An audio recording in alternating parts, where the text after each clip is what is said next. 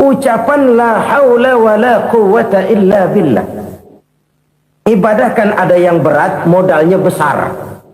Bangun masjid berat, modalnya besar. Bangun rumah sakit berat, modalnya besar.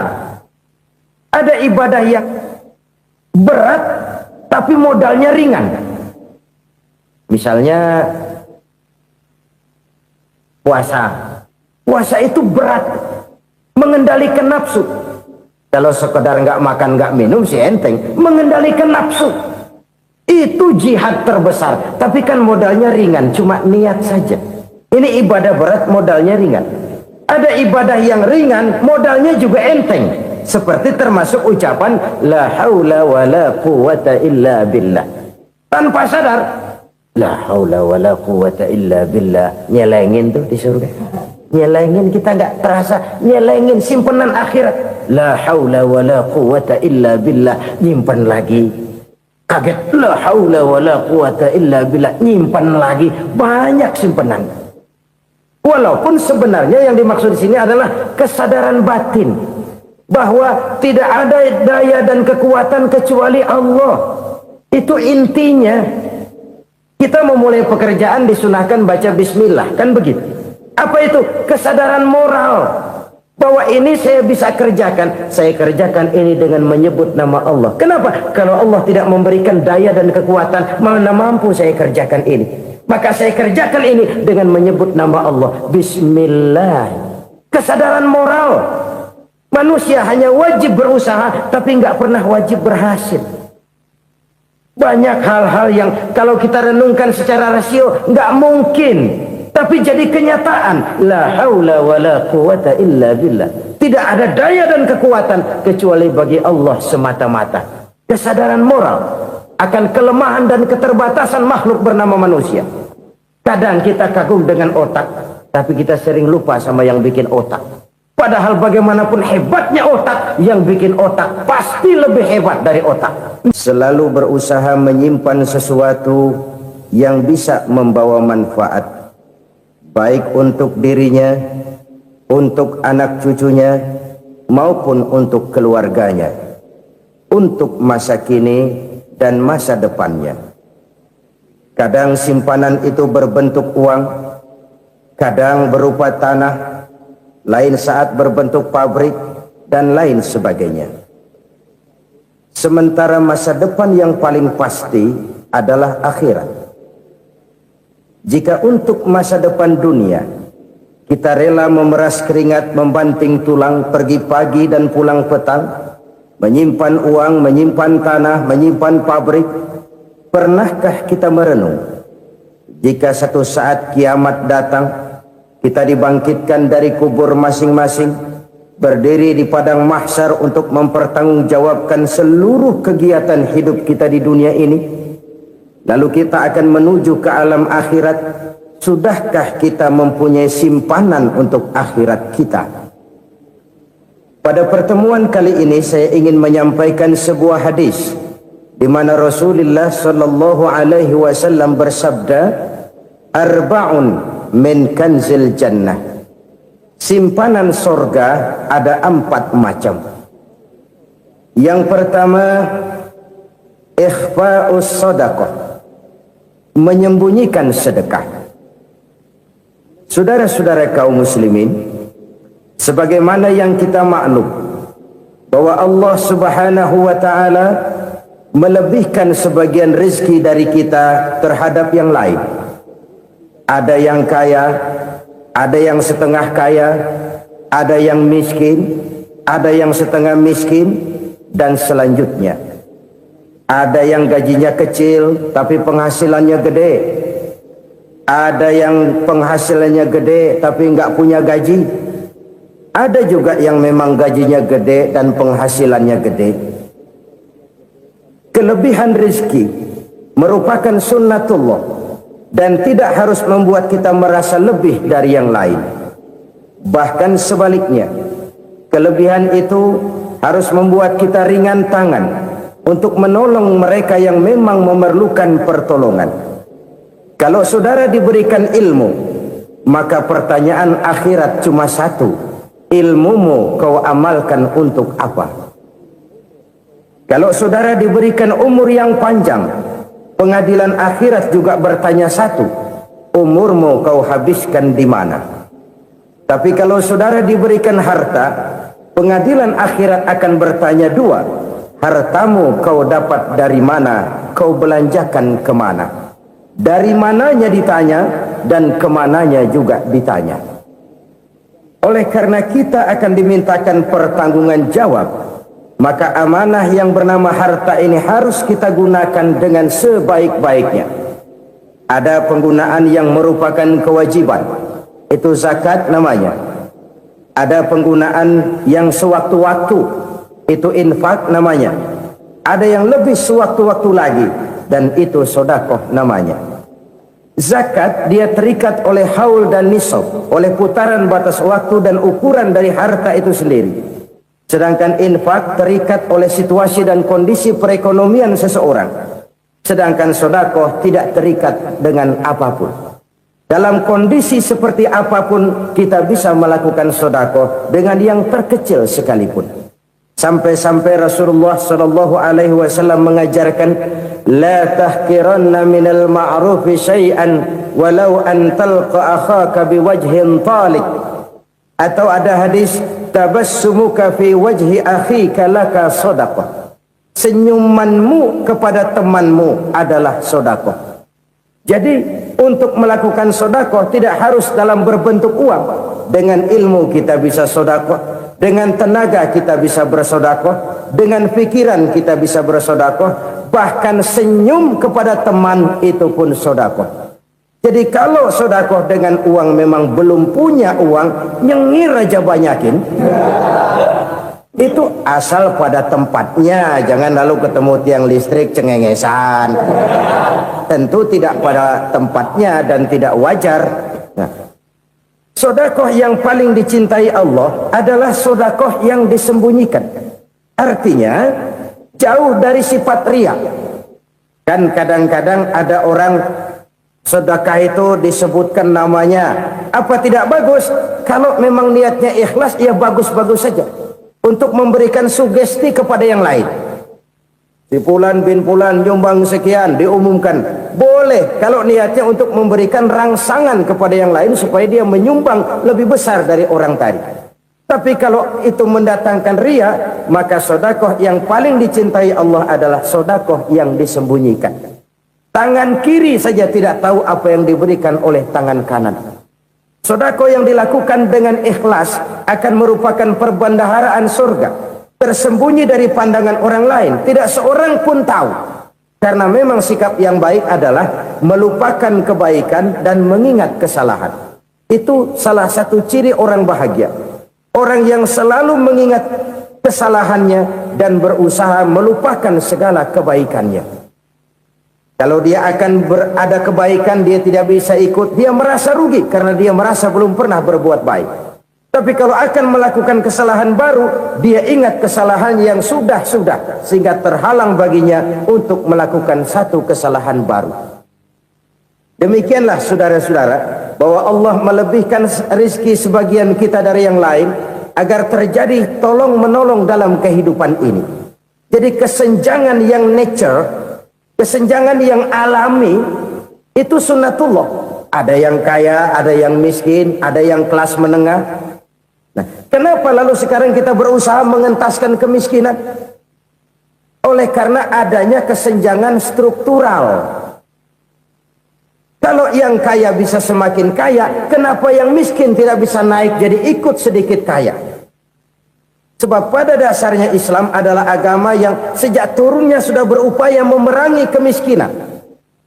Bahkan dikatakan kemiskinan itu mendekatkan kepada kekufuran. Orang kalau miskin udah dekat banget sama kafir. Gampang menjadi kafir. Berapa banyak saudara-saudara kita yang oleh karena soal perut, oleh karena soal materi, terpaksa meninggalkan dan menanggalkan akidahnya. Menjual petunjuk yang diberikan Allah dengan kesenangan dunia yang cuma sebentar ini. Na'udzubillah, thumma na'udzubillah. Jadi makin kita sembunyikan satu sedekah, semakin banyak perbendaharaan kita di surga. Sedekah yang paling dicintai Allah adalah sedekah yang disembunyikan. Malahan ada seorang sufi, dia punya kebiasaan kalau pergi sholat Jumat dia bawa uang, itu uang dia taruh di bawah tikar masjid. Dia niat sedekah kepada siapa saja yang nemuin itu duit. Maksudnya apa? Supaya yang nemuin nggak tahu siapa yang punya duit. Demikian dia saking ingin menyembunyikan sedekahnya. Karena sifat ria itu bisa memakan amal kita sendiri.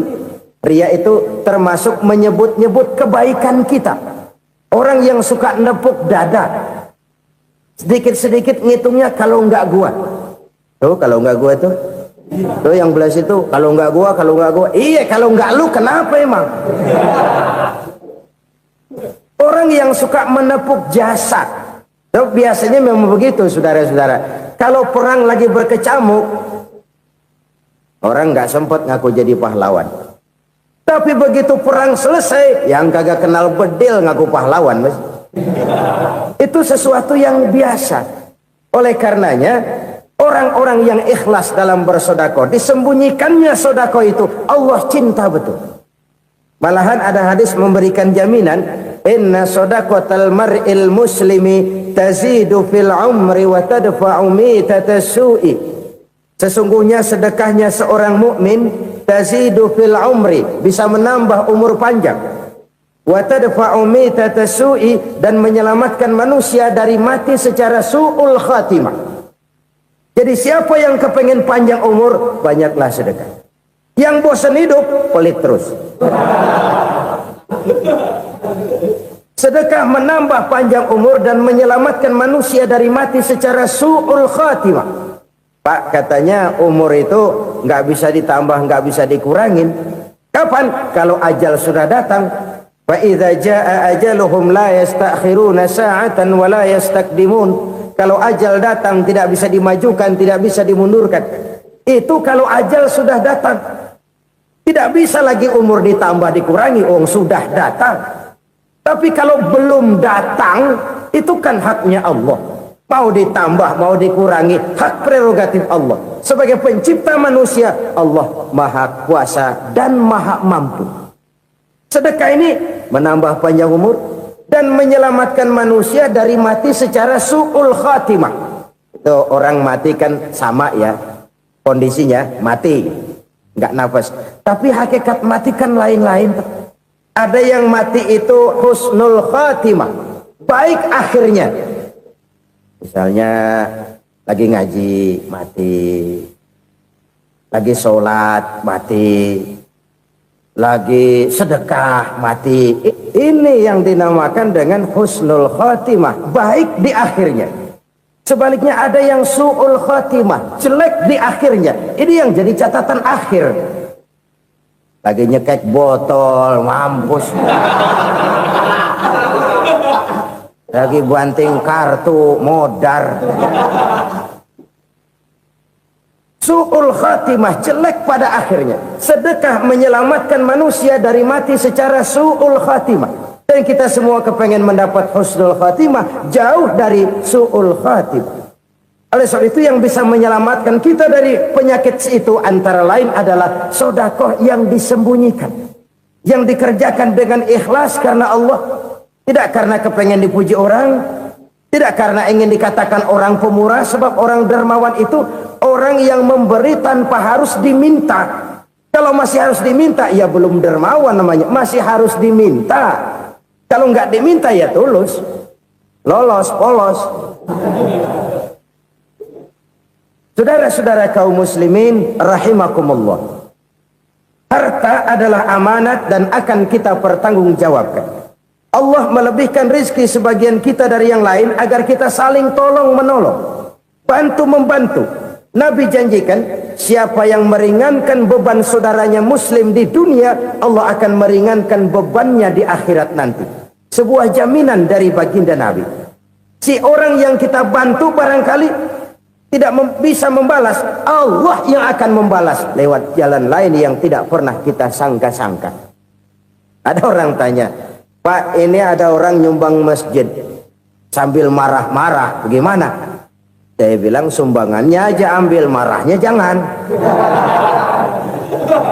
Marahnya jangan diambil, itu urusan dia. Saudara-saudara kaum muslimin rahimakumullah, umat Islam ini kan umat yang punya potensi besar. Kadang kita merenung, kenapa kadang-kadang pembangunan masjid kok lambat sekali? Kalau hotel hari ini peletakan pertama, bulan depan peresmian. Supermarket hari ini peletakan batu pertama, minggu depan peresmian. Tapi kalau sudah yang namanya masjid, kadang-kadang peletakan batu pertama sekaligus jadi batu terakhir. 3 tahun, 4 tahun, campur nebar jalak di jalanan, duit dijaring kayak ikan sepat. Apa tidak ada orang Islam yang kaya? Banyak. Apa tidak ada pengusaha muslim yang jadi konglomerat? Ada. Lalu yang belum banyak itu yang komit terhadap nilai-nilai agamanya. Akhirnya kita jatuh jadi umat yang lemah. Belum ada pengusaha konglomerat muslim buka pabrik supermi cap bedug misalnya umpamanya atau pabrik kecap cap sorban supaya identitas keislamannya sedikit kelihatan. Kita jatuh jadi umat yang lemah karena potensi tidak terinventarisir dengan baik. Kita ini ibarat kompor yang cuma matengin nasi orang lain. Potensi kita dimanfaatkan oleh orang lain. Ukhuwah Islamiyah kita baru terbatas kepada silaturahmi. Ukhuwah di bidang ekonomi kita lemah. Ukhuwah di bidang kebudayaan kita lemah. Apalagi ukhuwah di bidang politik kita lebih rapuh lagi. Padahal ukhuwah itu adalah totalitas kehidupan manusia, menyangkut ipolek sosbud, memerlukan nilai-nilai ukhuwah. Jadi oleh karena itu mari kita menyadari di dalam harta kita, walaupun kita yang cari pergi pagi pulang sore peras keringat banting tulang, di sana ada harta anak yatim, di sana ada hak masjid, di sana ada hak pesantren, di sana ada hak jihad. Berbahagialah seseorang apabila dia oleh Allah dijadikan keran. Keran itu menyimpan air, tapi tidak untuk dirinya, tapi disalurkannya kepada mereka yang memang memerlukannya.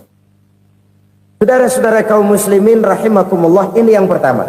Jadi perbendaharaan surga adalah menyembunyikan sedekah. Orang lain nggak tahu, kita pun nggak pernah ngitung-ngitung. Kita anggap lewat begitu saja, padahal itu deposit akhirat. Satu. Yang kedua, perbendaharaan surga itu apa? Wa kitmanul musibah, menyembunyikan kesulitan.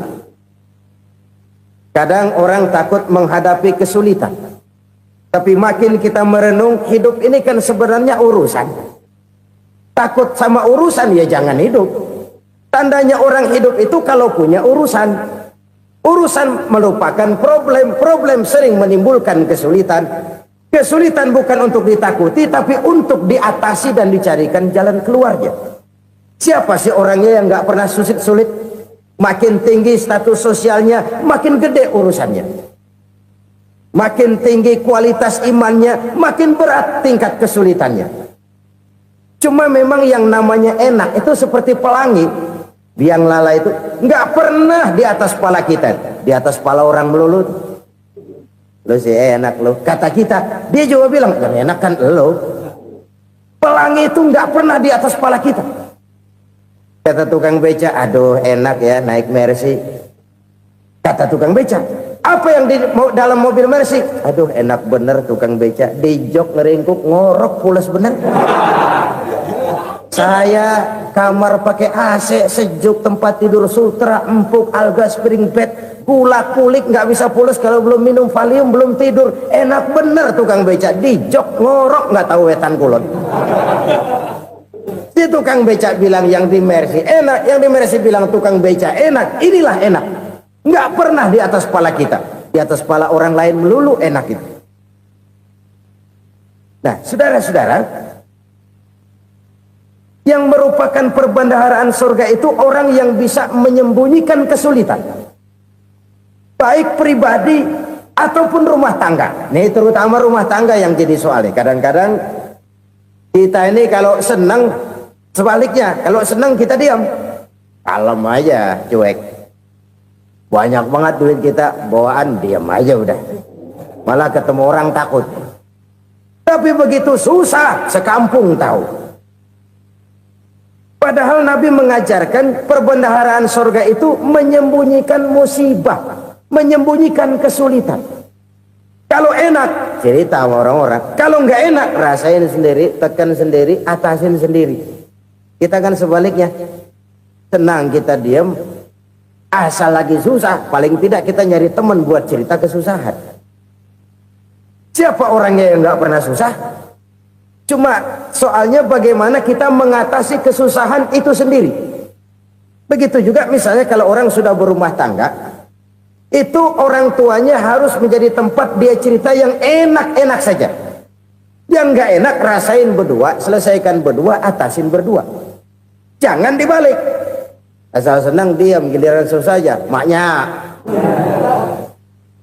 laporan. Terbalik, bisa menjaga security informasi. Maka nama bayam keluar diam, malah seluitan. Enak amat lo makan daging ayam. Security informasi. Saudara-saudara kaum muslimin rahimakumullah, ujian yang terberat itu yang pernah diberikan kepada para nabi, para rasul, para aulia, para ulama. Makin tinggi keimanan, makin berat bentuk kesulitan. Ayo saya kemukakan satu contoh saja. Ada seorang nabi yang kaya, nabi kaya, namanya Nabi Ayub. Iblis kalau orang begini kan keki, ibadahnya rajin, kaya. Nih yang kayak begini susah digodain. Kalau ibadahnya rajin, miskin, kali bisa disogok. Sini imannya mantap, ibadahnya rajin, kaya, nabi lagi. Oh, tapi namanya iblis nggak kurang akal. Laporan, Tuhan, kenapa les? Ya ini bahasa saya, bahasa Qurannya sih nggak gitu. Itu hambamu yang namanya Ayub, dia rajin ibadah cuma karena dikasih kaya aja. Coba kasih miskin dia, berhenti dia sembahyang. Ah, kamu bisa aja. Saya tahu Ayub itu hambaku yang ikhlas. Saya buktiin Tuhan, silahkan. Dibuktiinlah, iblis turun ke alamin. Yang mula-mula dia lakukan, dia rusak sawah ladang Nabi Ayub. Dia binasakan binatang ternak Nabi Ayub. Sehingga dalam waktu singkat, jatuhlah Nabi Ayub dari orang paling kaya jadi orang paling miskin. Beliau masih ibadah di mihrab dalam masjid. Datang iblis. Saudara Ayub, ya, lagi ngapain? Ibadah. Nyembah Allah, nyembah Allah. Oh, percuma. Kenapa? Tuhan yang ente sembah nih, dia udah bikin miskin ente. Sawah ladang ente hancur lebur, binatang ternak binasa. Sekarang ente jadi orang paling miskin. Ngapain nyembah Tuhan kayak begitu? Tekor. Udah berhenti dah ibadah, berhenti ibadah. Ini iblis sama Tuhan laporannya lain, yang dikerjakan kepada Nabi Ayub juga lain. Benar begitu iblis kata Nabi Ayub? Iya, sawah ladang saya habis, buras. Binatang ternak saya binasa, binasa. Saya miskin, bangpak. Apa jawab Nabi Ayub? Bukan innalillahi, ya ini hebat. Alhamdulillahillazi a'tani wa akhza minni. Segala puji bagi Allah yang telah memberikan harta kepada saya dan sekarang mengambilnya lagi. Alhamdulillah. Allah yang ngasih, Allah yang ambil. Itu mah urusan Allah. Iblis cuman ibadah jalan terus, sujud lagi Nabi Ayub. Iblis seleher gondok banget. Dasar Nabi nggak mempan dia apa-apain. Miskin malah alhamdulillah. Allah yang ngasih, Allah yang ngambil. Jadi kalau kita tidak komit, kita tidak terikat kepada kaya, miskin, senang, susah, apa yang bisa bikin kita susah? Jadikan kekayaan, kemiskinan, jadikan senang, susah sebagai anak buah yang bisa kita atur. Jangan kekayaan ngatur kita, jangan kemiskinan ngatur kita. Kita yang harus mengatur mereka. Senang, susah, kaya, miskin, bahagia, sengsara, jadikan itu anak buah yang bisa kita atur. Kalau sekarang kita kaya, lain saat boleh jadi kita miskin, semiskin-miskinnya. Allah yang ngasih, Allah yang ngambil. Tenaga mana yang bisa menghalangi? Ibadah jalan terus. Iblis makin gondok. Dasar Nabi loh. Akhirnya apa? Nabi Ayub dikerjain, diberikan penyakit. Demikian fatal penyakitnya. Bayangin, udah miskin, sakit. Masya Allah. Miskin, sakit. Sakitnya nggak lama, kira-kira 16 tahun. Istrinya 3, 2 mental minta ceraiin. Ngerawatin laki bengek begini. Senang belum tentu, susah udah pasti nih. Cerai aja, cerai dah. Cerai. Tinggal satu Siti Rahmah yang setia menemani beliau. Sesetia-setianya hati perempuan. Satu saat Siti Rahmah bilang, "Bang, iya, abang kan Nabi, Bang. Lalu, namanya Nabi kan doanya jarang meleset, Bang. Maksud kamu minta kenapa sih sama Tuhan biar abang sembuh baik dah, Bang?" Siti Rahmah, "Iya. Saya sakit berapa tahun sih dah?" 16 tahun, Bang.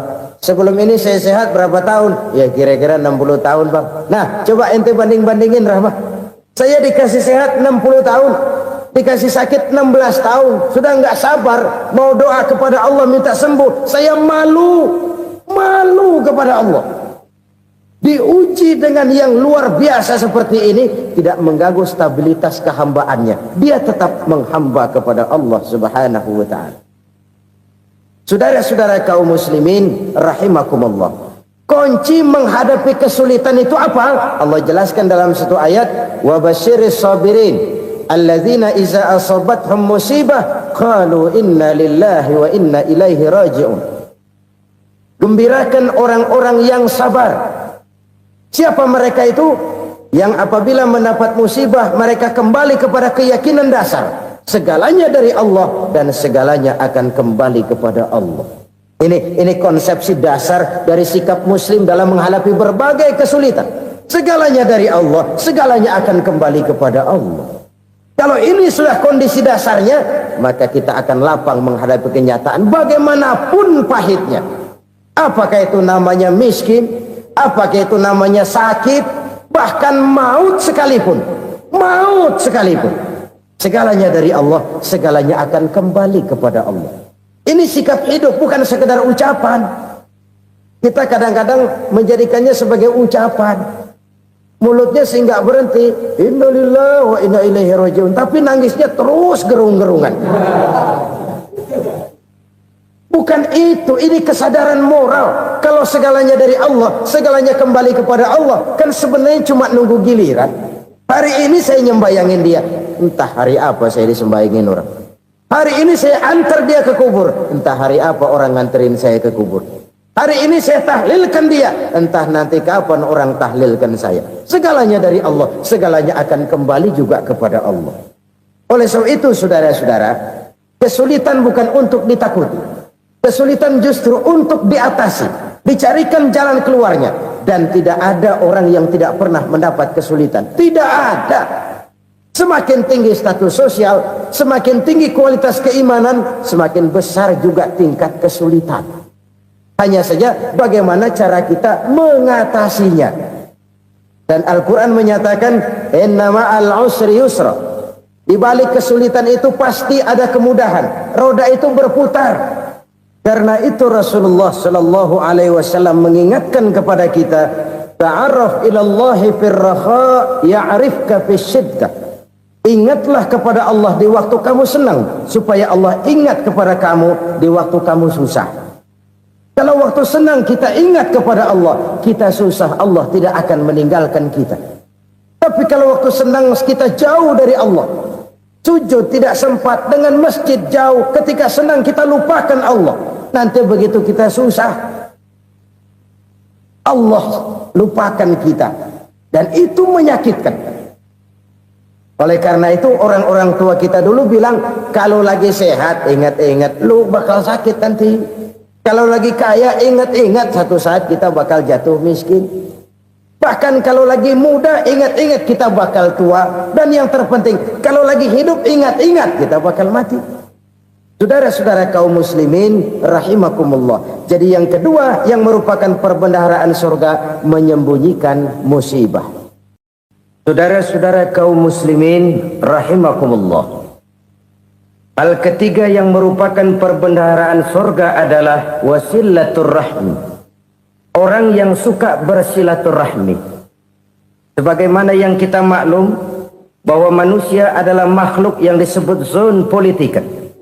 Makhluk sosial yang tidak mungkin hidup sendiri-sendiri.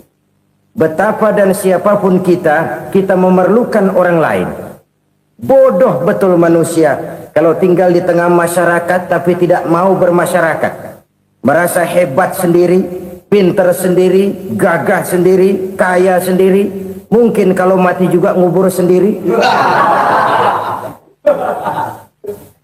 Jangankan kita di sini, di sorga saja Nabi Adam waktu sendirian bengong melulu, mondar mandir.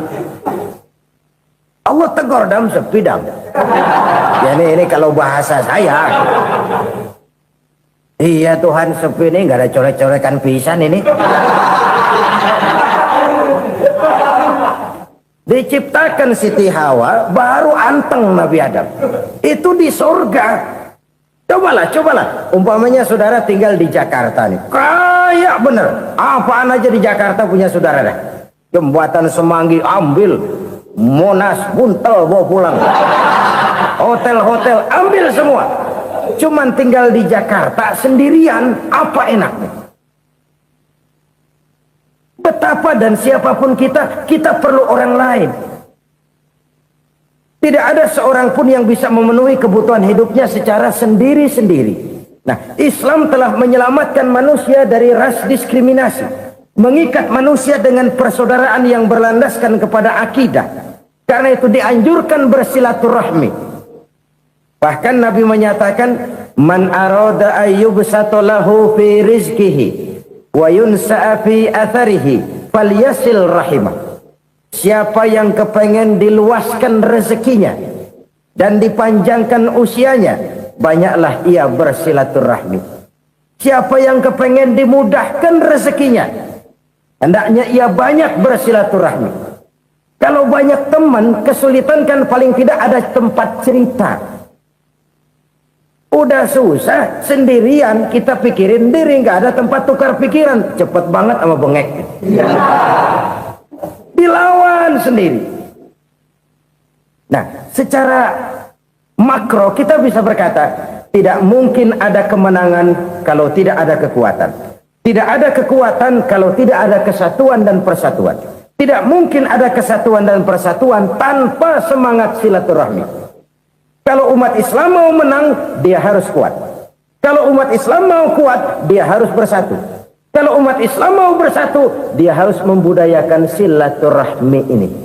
Bahkan sampai-sampai kata Nabi, kalau bisa cari nilai tambah. Apa? Silman qata'ak. Bersilaturahmilah kau kepada orang yang marah denganmu. Masya Allah, indahnya ajaran agama kita. Orang yang marah pun kepada kita, kata Nabi, kalau bisa bersilaturahmilah kepadanya, kepada orang yang marah itu. Di situ nilai tambah. Cuman jujur nih hadis, ngucapinnya gampang, ngamalinnya yang berat banget. Orang marah sama kita disuruh silaturahmi, ada apa malu? Lu marah, ada gua marahan lagi. Gue pikirin. Saudara-saudara kaum muslimin rahimakumullah. Tapi ini yang diajarkan, bahkan ini yang dicontohkan oleh baginda Rasul. Bagaimana begitu mudah, misalnya satu saat Abu Jahal ini ngatur strategi bagaimana bikin Muhammad celaka. Dia gali lubang di depan tempat tidurnya. Dia tutupin daun korma. Terus dia panggil seseorang, ke sini. Kasih tahu Muhammad, pamannya sakit keras, minta ditengokin. Berangkat orang ini ke sana. Muhammad, labbaik. Pamanmu sakit keras, dia minta ditengokin. Baik, saya akan datang menjenguk beliau. Berangkatlah Nabi ke rumah Abu Jahal tanpa prasangka apapun. Abu Jahal udah pasang setil, selimut 3 rangkap setengah dipakai, persis kayak orang meriang. Tapi sembari ngintip dari balik selimut, begitu Muhammad buka pintu, nah masuk perangkap nih. Muhammad jalan menuju tempat pembaringan. Makin lama makin dekat, makin lama makin dekat, makin dekat ke lubang yang dipasang oleh Abu Jahal itu. Dalam hati Abu Jahal, terus dah jatuh, mampus dah lo ini. Mampus lo hari ini nih. Apa yang terjadi? Malaikat Jibril datang. Muhammad, pamanmu cuma pura-pura sakit. Di depan tempat tidurnya ada lubang perangkap supaya kamu jatuh ke situ. Sudah, kamu pulang. Balik kanan Nabi. Sudah hampir jatuh ke lubang, balik kanan, pulang.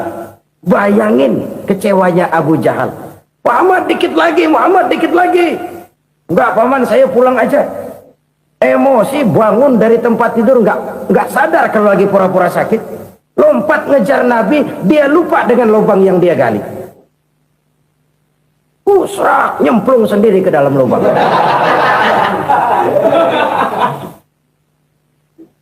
Nabi terus berlalu. Ini terjadi keanehan.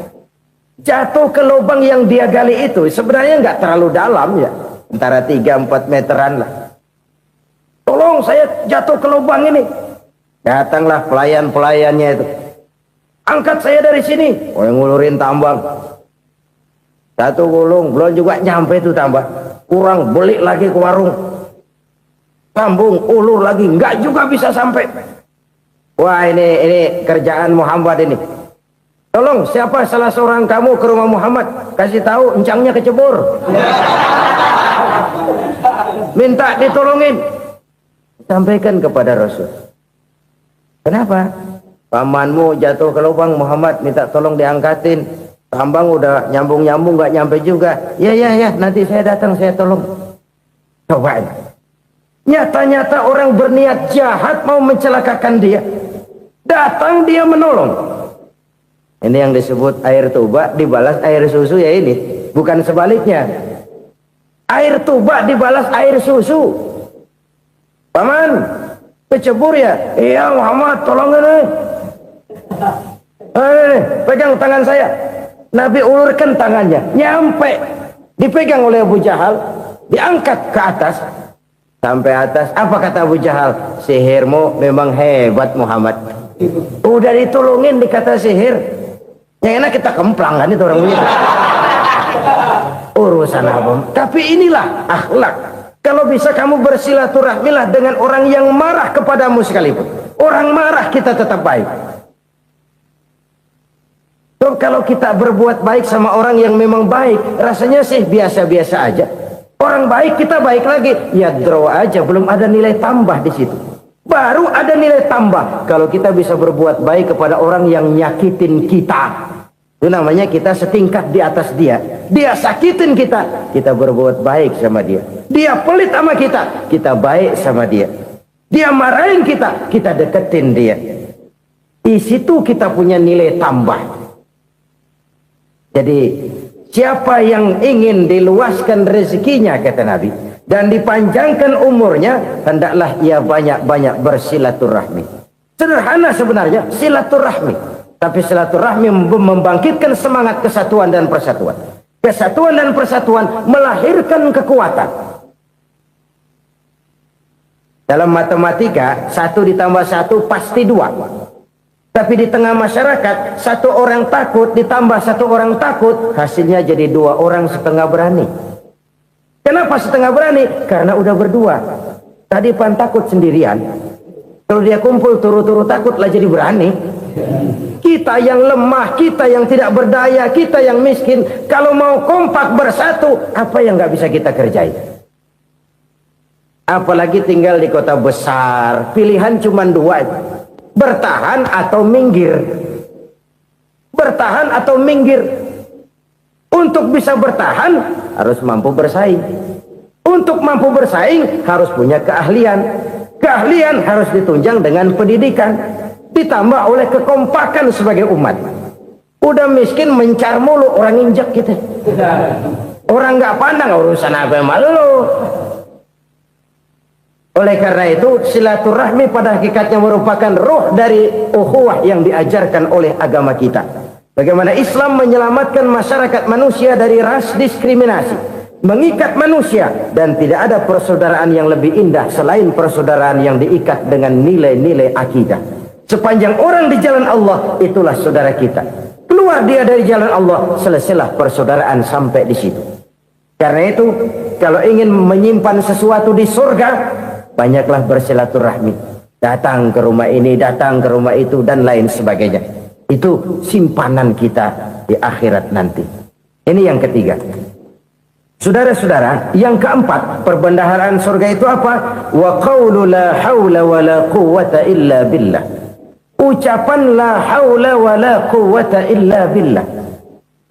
Ibadah kan ada yang berat, modalnya besar. Bangun masjid berat, modalnya besar. Bangun rumah sakit berat, modalnya besar. Ada ibadah yang berat, tapi modalnya ringan. Misalnya puasa. Puasa itu berat, mengendalikan nafsu. Kalau sekedar nggak makan nggak minum sih enteng, mengendalikan nafsu itu jihad terbesar. Tapi kan modalnya ringan, cuma niat saja. Ini ibadah berat, modalnya ringan. Ada ibadah yang ringan, modalnya juga enteng. Seperti termasuk ucapan la haula wa la quwwata illa billah. Tanpa sadar, la haula wa la quwwata illa billah. Nyelengin tuh di surga. Nyelengin, kita nggak terasa. Nyelengin simpenan akhirat. La haula wa la quwwata illa billah. Nyimpan lagi. Kaget, la haula wa la quwwata illa billah. Nyimpan lagi. Banyak simpenan. Walaupun sebenarnya yang dimaksud di sini adalah kesadaran batin. Bahwa tidak ada daya dan kekuatan kecuali Allah. Itu intinya. Kita memulai pekerjaan disunahkan baca bismillah, kan begitu. Apa itu? Kesadaran moral. Bahwa ini saya bisa kerjakan. Saya kerjakan ini dengan menyebut nama Allah. Kenapa? Kalau Allah tidak memberikan daya dan kekuatan, mana mampu saya kerjakan ini. Maka saya kerjakan ini dengan menyebut nama Allah. Bismillah. Kesadaran moral. Manusia hanya wajib berusaha, tapi nggak pernah wajib berhasil. Banyak hal-hal yang kalau kita renungkan secara rasio nggak mungkin, tapi jadi kenyataan. La haula wa la quwwata illa billah. Tidak ada daya dan kekuatan kecuali bagi Allah semata-mata. Kesadaran moral akan kelemahan dan keterbatasan makhluk bernama manusia. Kadang kita kagum dengan otak, tapi kita sering lupa sama yang bikin otak.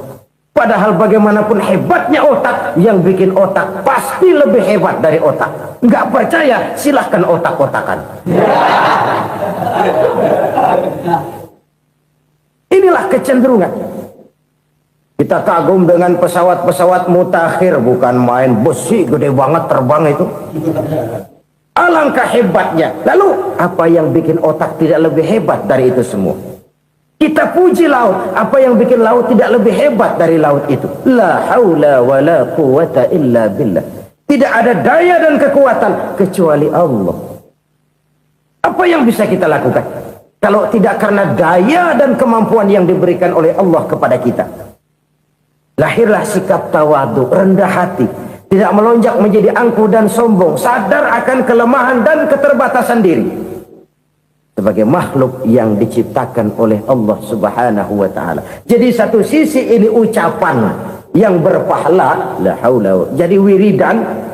Pada sisi lain ini kesadaran moral, sikap mental, kesadaran batin, bahwa yang punya daya dan kekuatan itu cuma Allah. Kita nggak pantas untuk sombong, sebab sombong itu pakaiannya Allah. Kita nggak sedang pakai pakaian Allah, kegedean. Dan makin kita renungi, makin terbentur. Apa sih yang bisa kita sombongin? Kita mau sombong apa? Kaya? Pintar? Itu kan semua relatif. Di atas langit masih ada langit lagi. Jadi oleh karenanya, marilah kita menyadari Manusia hanya wajib berusaha, tapi tidak pernah wajib berhasil. Yang berusaha saja tidak wajib berhasil, apalagi yang tidak berusaha. Islam bukan agama orang pemalas yang selesai sholat lalu endelohom, enggelenggem ayem-ayem. Tapi Islam bukan agama orang sombong yang setelah berusaha lalu tidak memerlukan Allah. Kita bisa saja bikin proyeksi, tahun sekian kita bakal panen besar menurut perhitungan otak. Tapi ada kejadian lain. Apa? Tikus ngambek. Habis itu dimakanin tikus, panen gagal. Proyeksi rasional gagal oleh tikus-tikus yang ngambek itu. Bisa saja terjadi. Tahun depan kita panen besar. Urung. Kenapa? Musim panas panjang. Dan sekarang ini koran-koran bikin berita musim mengalami penyelewengan.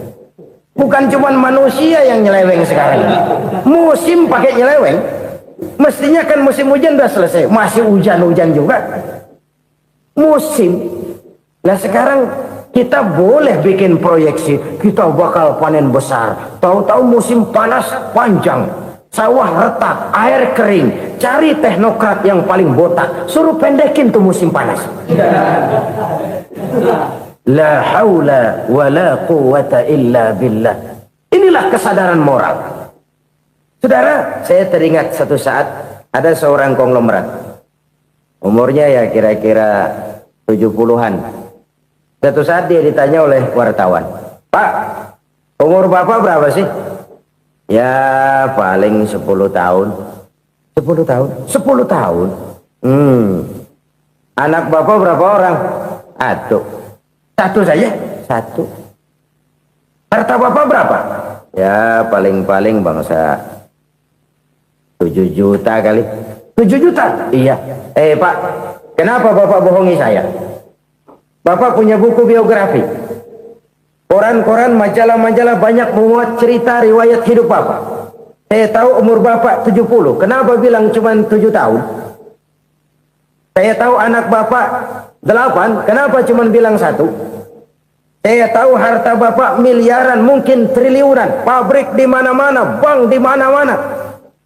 Kenapa bilang uang Bapak cuma 7 juta?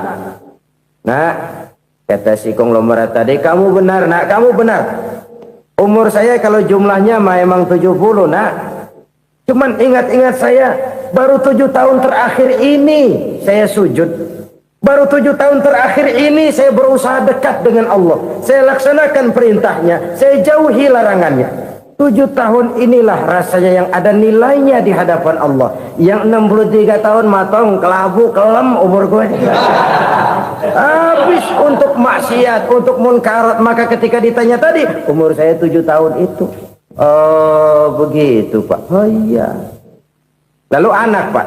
Anak Bapak kan 8. Kenapa bilang cuma 1? Nah, kalau jumlah hitungannya memang anak saya 8. Tapi dari 8 orang ini rasanya cuma 1 nih. Yang bakal jadi buah hati, belahan jantung. Pelanjut cerita, penerus sejarah. Bakal jadi anak soleh yang akan mendoakan saya. Cuma 1 rasanya anak saya ini yang bakal jadi buah hati saya. Besar-besaran saya. Yang akan mendoakan di kubur saya. Yang akan mendoakan di akhirat saya. Yang 7 orang mana? Masya Allah, yang atu tenggeng. Yang atu nyekek botol mulu. Yang atu nggak karu-karuan. Makanya saya bilang 1 anak saya yang akan bisa mendoakan saya. Oh begitu Pak. Iya. Nah harta Pak, harta Bapak kan triliunan. Pabrik Bapak di mana-mana. Uang Bapak hampir di tiap bank-bank besar. Kenapa bilang cuma 7 juta? Betul kau nak. Harta saya kalau jumlahnya memang miliaran, triliunan mungkin. Tapi yang saya ingat baru 7 juta tuh yang saya belanjakan di jalan Allah. Saya nyumbang masjid, saya santuni yatim piatu, saya bantu pembangunan pesantren, saya bantu pembangunan rumah sakit Islam. Itu yang akan saya bawa pulang ke akhirat, yang 7 juta itu. Yang triliunan itu nanti akan diperebutkan oleh anak-anak saya sebagai waris saya. Jadi harta saya 7 juta itu yang bakal nemenin saya di akhirat, yang akan saya bawa pulang jadi teman saya. Saudara-saudara kaum muslimin, jangan-jangan orang tua itu adalah kita ini. Jangan-jangan kita-kita ini adalah orang tua itu. Jangan-jangan itu potret dari diri kita masing-masing. Dari sekian umur yang diberikan Allah, berapa tahun yang ada nilainya di hadapan Allah? Dari sekian anak-anak yang merupakan amanah, berapa yang akan mendoakan kita sebagai orang tuanya menjadi anak soleh? Dari sekian banyak harta yang diberikan Allah, berapa yang akan kita bawa pulang menghadapnya nanti, yang kita belanjakan di jalan Allah? Ini sebuah potret kehidupan. Karena itu kita kembali kepada la haula wa la quwwata illa billah. Kita wajib berusaha, kita wajib berikhtiar. Selebihnya, segala daya dan kekuatan hanya milik Allah saja semata-mata. Satu kesadaran batin dari setiap pribadi muslim. Setelah ia berusaha dan berikhtiar, ia menyerahkannya kepada Allah Subhanahu wa ta'ala. Jadi, satu sisi ini merupakan wiridan ucapan yang mengandung pahala. Pada sisi lain, ini merupakan sikap batin dari seorang muslim di dalam ia menghadapi realitas kehidupan ini. Saudara-saudara kaum muslimin rahimakumullah. Kalau ini kita jadikan satu basis kehidupan, maka ini akan menyelamatkan manusia dari kemungkinan tergelincir menjadi orang yang lupa diri dan lupa darat. Sebab itu Imamul Ghazali berpesan, jadidis safinah fa innal bahra amiq wa khuziz zad fa inna safara ba'id wa khaffifil hamla fa innal hamla sadid. Perbarui selalu kapalmu karena lautan sangat dalam. Bawa bekal yang banyak karena perjalanan ini sangat jauh. Ringankan beban karena kebanyakan beban akan menyakitkan. Alangkah indah kalimat ini, alangkah dalam makna yang terkandung di sana. Perbarui selalu kapalmu karena lautan sangat dalam. Apa artinya ini? Jaga mentalmu baik-baik. Pelihara imanmu baik-baik karena hidup penuh cobaan seperti lautan. Kita kalau berlayar di lautan kan kadang-kadang tenang, angin bertiup sepoi-sepoi basah. Jika malam datang, bintang gemintang bertabur menghias cakrawala. Rembulan memantulkan sinarnya dengan indah. Dalam keadaan begitu berlayar enak. Tapi lain saat ombak menggunung, halilintar menyambar, angin topan bertiup. Berapa banyak sudah saudara-saudara kita yang tenggelam di lautan dunia tanpa sadar bahwa dia belum sampai kepada pantai yang akan dituju. Berapa banyak sudah saudara-saudara kita yang tenggelam di lautan dunia ini tanpa sempat bangkit lagi. Dia menyangka sudah sampai kepada tujuannya. Hati-hati kapal jangan sampai bocor karena lautan sangat dalam. Iman ini jaga baik-baik karena hidup penuh dengan ujian. Wa khuziz zad fa inna safara ba'id. Bawa bekal yang banyak karena perjalanan sangat jauh. Saudara mau ke Bandung, bawa duit. Saudara mau ke Surabaya, banyakan lagi duitnya. Saudara mau ke Mekah, gepokan, iketan tuh duit nggak lembaran lagi. Makin jauh perjalanan, makin banyak bekal yang harus kita bawa. Kalau saudara dari Jakarta mau ke Surabaya, kagak bawa duit berangkat juga, itu sih bukan berani namanya, nekat. Sampai Surabaya belum tentu, sengsara di jalan udah pasti. Kenapa? Nggak bawa bekal berangkat. Sama juga kita nih, misalnya belum sempat sembahyang, mati. Waduh, berani banget orang. Belum punya bekal, mati. Sengsara di jalan. Atau bekal tidak cukup. Dari Jakarta saudara mau ke Surabaya, bawa duit 500 perak. Paling jauh Cikampek nyampenya itu. Paling jauh itu. Antara jauhnya perjalanan dengan bekal yang saudara bawa tidak seimbang. Hidup ini perjalanan panjang. A walking tour. Dimulai dari alam arwah. Sebelum jasad diciptakan, roh diciptakan lebih dulu. Dari situ pindah ke alam rahim. Dari alam rahim pindah ke alam dunia. Dari alam dunia pindah ke alam barzah. Baru menuju akhirat. Satu perjalanan panjang. Kalau bekal tidak bawa, sengsara di jalan. Bawa bekal yang banyak karena perjalanan ini sangat jauh. Wa khaffifil hamla, ringankan beban karena beban itu cuma akan menyulitkan. Kalau bekal itu sih keperluan, tapi beban nggak kita perluin, coba ngeberat-beratin. Apa ini beban? Dosa. Kecurangan, kebatilan, kezoliman, ketidakadilan, kesewenang-wenangan. Itu akan jadi beban kita di akhirat. Alangkah celakanya, perjalanan panjang, bekal tidak bawa, beban kelewat banyak, alamat sengsara di jalan. Pahala tidak ada, dosa berlipat ganda. Na'udzubillah, summa na'udzubillah. Kalau kita rangkum nasihat Al-Ghazali dengan kisah si konglomerat tadi, kita akan mengambil kesimpulan. Pertama, bekal terbaik dalam menghadapi gejolak kehidupan ini tidak lain adalah iman. Yang kedua, pahala dan dosa. Dua hal kontroversial. Pahala adalah bekal, dosa adalah beban. Tapi kita sekarang kan tidak begitu terangsang kepada yang abstrak. Orang berlomba mencari yang konkret-konkret saja, yang real. Kalau memang dosa, benjol dong, kira-kira begitu. Kira-kira begitu. Persis orang Yahudi dulu. Orang Yahudi itu kan pernah minta kepada Nabi Musa, "Ya Musa, lan nu'mina laka hatta narallaha jahrah." Musa, kami nggak bakal mau beriman kepada Allah kalau belum kami lihat Allah ada nongkrong di depan kami. Kalau memang Tuhan ada, taruh dong di depan kami. Mau yang konkret-konkret saja. Kalau memang dosa, benjol dong. Kalau memang pahala, berasa dong. Orang terangsang kepada yang real, yang konkret-konkret saja. Karena itu, untuk mengejar dosa, orang mau bayar. Tapi untuk mengejar pahala, walaupun tidak bayar, orang segan. Ini yang dikatakan oleh Nabi, kamu mengharapkan ke surga, tapi kamu berat melaksanakan sesuatu yang bisa membawa kamu ke surga. Kamu ingin jauh dari neraka, tapi tiap saat kamu lakukan perbuatan-perbuatan yang justru menjerumuskan kamu ke neraka.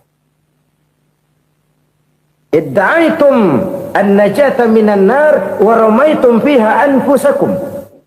Kamu ingin selamat dari neraka, tapi kamu lemparkan diri kamu ke neraka. Kamu ingin masuk surga, tapi berat sekali kamu melakukan perbuatan-perbuatan yang bisa menyampaikan kamu di surga. Saudara-saudara kaum muslimin rahimakumullah.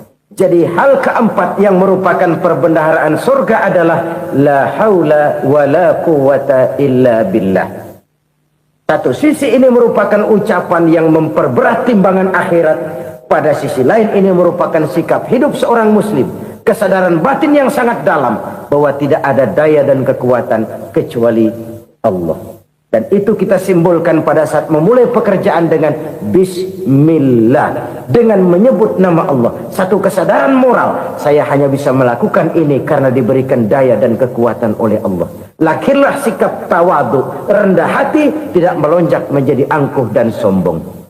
Saudara-saudara, sampai sini dulu jumpa kita kali ini. Semoga 4 perbendaharaan surga ini dapat kita lakukan, yang kelak akan merupakan bekal kita di kemudian hari. Dari penganut setiap agama untuk berpendapat bahwa hanya agamanya sajalah satu-satunya agama yang benar. Keyakinan seperti ini wajar. Keyakinan seperti ini normal, biasa, dan memang seharusnya. Tetapi keyakinan seperti ini pun bukan merupakan satu keyakinan yang harus ditudingkan keluar, tetapi lebih banyak ditujukan ke dalam, dengan tujuan pertama untuk meningkatkan keimanan umat.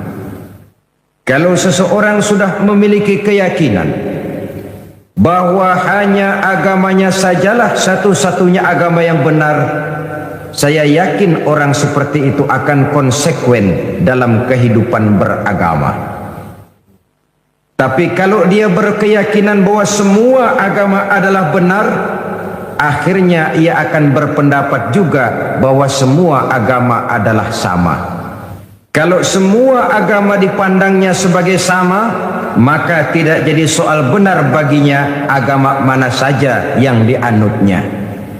Kalau perlu agama diperlakukan seperti baju, bosan ganti, jenuh tukar, dan begitu selanjutnya. Maka akan lahirlah sikap ngambang dalam kehidupan beragama.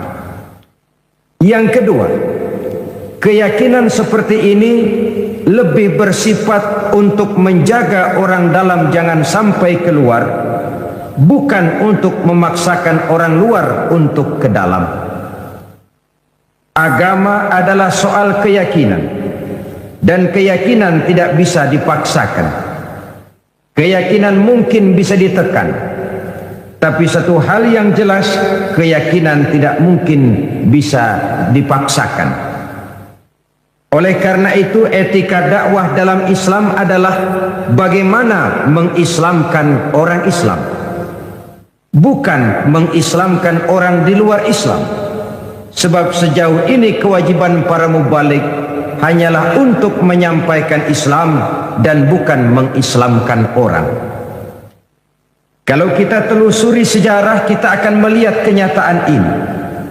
Apakah Nabi Nuh misalnya tidak ingin agar putranya Kan'an jadi orang beriman saja? Ingin sekali Nabi Nuh itu. Atau apakah Nabi Ibrahim juga tidak ingin agar orang tuanya yang bernama Azar jadi orang beriman saja? Luar biasa keinginan Nabi Ibrahim. Atau pada contoh yang lebih dekat lagi, apakah Nabi Muhammad sallallahu alaihi wasallam tidak mempunyai keinginan agar Abu Jahal dan Abu Lahab berdiri pada barisan orang yang beriman saja? Ingin sekali baginda Nabi. Kalau sejarah kemudian menceritakan kepada kita, Kan'an putra Nabi Nuh berdiri dalam barisan orang-orang kafir, Azar bapak Nabi Ibrahim malah menjadi produsen berhala, sedangkan Abu Jahal dan Abu Lahab habis-habisan menentang, menghalangi, memfitnah, bahkan berusaha menghancurkan perjuangan Nabi. Itu seluruhnya merupakan indikasi kita hanya wajib untuk menyampaikan Islam. Sedangkan seseorang akan Islam atau tidak, itu sepenuhnya berpulang kepada hidayah dari Allah Subhanahu wa ta'ala. Kalau keyakinan ini kita tudingkan keluar, lalu berupaya menarik orang luar agama Islam ke dalam Islam, akan timbullah benturan-benturan. Inilah yang sering menjadi kenyataan di mana seseorang menyebarkan agama kepada orang yang sudah beragama. Timbullah hal-hal yang tidak kita inginkan. Timbullah singgungan-singgungan dan benturan-benturan yang tidak diharapkan, yang pada kesempatan ini akan kita bicarakan. Yang ketiga, keyakinan seperti ini untuk menumbuhkan fanatisme beragama. Kita semua maklum, orang kalau cinta kepada suku bagus, tapi fanatik kepada suku salah. Orang cinta kepada guru bagus, tapi fanatik kepada guru tidak benar. Soal guru dan suku kita harus objektif. Orang cinta kepada agama bagus, orang fanatik kepada agama merupakan bagian daripada kehidupan beragama. Fanatik dalam arti berpegang teguh, sebab hanya dengan watak seperti inilah setiap penganut suatu agama akan menjadi konsekuen dengan nilai dan ajaran agamanya masing-masing. Untuk mencegah terjadinya singgungan dan benturan-benturan dalam upaya menyebarkan agama, maka di negeri kita ini digalakkanlah 3 macam kerukunan yang dikenal sebagai tri kerukunan. Pertama, kerukunan antar umat seagama. Kedua, kerukunan antar umat beragama. Dan yang ketiga, kerukunan antar umat beragama dengan pemerintah. Mari kita lihat persoalannya lebih jauh lagi. Pertama, kerukunan antar umat seagama. Kita sama maklum bahwa Islam telah mengikat kita dengan akidah.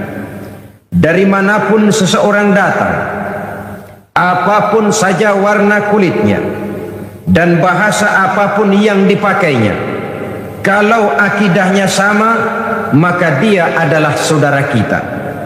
Lebih tegas ini disabdakan oleh Rasulullah sallallahu alaihi wasallam. Innallaha la yanzuru ila suwarikum wa amwalikum, walakin yanzuru ila qulubikum wa a'malikum. Allah subhanahu wa ta'ala tidak memandang potonganmu. Allah subhanahu wa ta'ala juga tidak memandang hartamu. Yang Allah lihat, yang Allah nilai, yang Allah pandang tidak lain adalah hatimu dan amal perbuatanmu. Tentang wajah, tentang kulit, warna kulit, tentang suku, bangsa dan bahasa, Islam menganjurkan kita untuk objektif. Ini yang orang sering katakan, walaupun keluar dari dubur ayam, kalau memang telur, ambil. Keluarnya dari dubur ayam tapi telur, kenapa tidak diambil? Islam mengajarkan kita untuk objektif. Islam mengikat kita dengan akidah. Kita adalah satu umat yang satu, yang ringan sama dijinjing, berat sama dipikul. Kita adalah bagaikan satu tubuh. Apabila yang satu sakit, yang lain akan ikut merasakan sakit. Kita adalah bagaikan satu bangunan. Posisi dan komposisi boleh saling berbeda, tetapi satu sama lain harus saling memperkuat, harus saling asih dan asuh. Jangan saling gasak, gesek dan gosok. Seorang muslim boleh saja dibungkus oleh baju tentara. Seorang muslim boleh saja dibungkus oleh baju polisi. Seorang muslim boleh dibungkus oleh baju pejabat, teknokrat, dokter, seniman, artis, pengusaha, pedagang, petani. Tapi baju apapun yang membungkus badannya, jiwa dan semangat Islamnya tidak boleh luntur oleh baju yang membungkus badannya itu. Lalu mampu menyusun kebersamaan untuk kemajuan dan kepentingan kita bersama. Soal perbedaan pendapat halal. Soal perbedaan pendapat wajar, kepala sama hitam pendapat tentu berbeda. Tapi marilah kita lapang dada untuk menerima perbedaan pendapat, mencoba memandang orang lain tidak cuma dari sudut kepentingan sendiri saja, tidak cuma dengan kacamata kita saja, tapi mampu melihatnya dalam konteks yang luas. Hanya dengan demikian kita akan menjadi arif, menjadi bijaksana di dalam memberikan penilaian dan tidak terjebak kepada sudut pandang kita sendiri saja. Saudara-saudara kaum muslimin rahimakumullah, sudah lewat masanya kita umat Islam berkotak-kotak karena hal-hal kecil yang tidak prinsip. Sudah lewat masanya kita bertengkar karena hal-hal kecil yang menyangkut soal-soal teknis. Sudah datang waktunya kita menyusun saf yang lebih lurus. Oleh karena tantangan-tantangan yang akan kita hadapi jauh lebih berat dari yang sudah kita lalui. Dan tentu orang yang tidak senang umat Islam bersatu masih banyak. Orang yang tidak senang umat Islam kompak masih gentayangan di mana-mana. Terang-terangan menghantam Islam jelas mereka tidak berani. Kenapa? Ada satu modal positif dari kita umat Islam, yaitu fanatisme agama.